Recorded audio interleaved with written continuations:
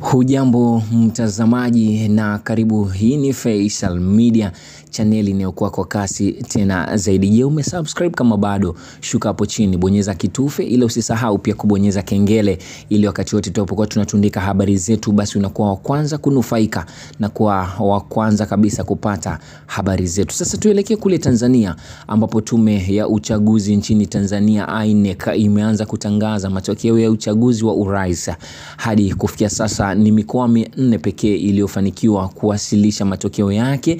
Kulingana na matokeo hayo, mgombea wa urais kupitia tiketi ya chama tawala cha CCM Daktari Samia Suluhu Hassan anaongoza kulingana na kura zilizowezwa kuhesabiwa. Aidha, maandamano yameripotiwa katika eneo la Meriwa lililopo barabara ya jiji kuu la Dodoma na Dar es Salaam ambapo polisi wamewatawanya waandamanaji. Polisi vile wameweza kuripotiwa kufunga barabara ya Singida kuelekea Arusha kwa hofu ya kuzuka maandamano zaidi. Ila polisi katika mji wa Dar es Salaam nchini Tanzania wamefyatua risasi na vitoa machozi siku ya Alhamisi kuwatawanya waandamanaji waliorejea barabarani siku moja baada ya uchaguzi uliogubikwa na maandamano yenye vurugu. Kwa mujibu wa chombo cha habari cha Reuters, maandamano yalizuka mjini Dar es Salaam na miji mingine kadhaa wakati wa upigaji kura siku ya Jumatano, huku waandamanaji wakilalamikia kukamatwa kwa viongozi wakuu wa upinzani na kuzuiliwa kushiriki katika uchaguzi wa urais, mbali na madai ya ukandamizaji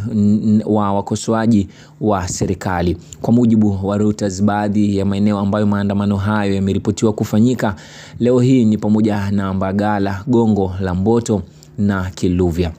Hata hivyo mtazamaji, hali ya wasiwasi inaendelea kushuhudiwa nchini Tanzania kufuatia maandamano ya ghasia yaliyofanyika hapo jana. Hata hivyo, baadhi ya barabara ambazo zilikuwa zimefungwa hapo jana sasa zimefunguliwa.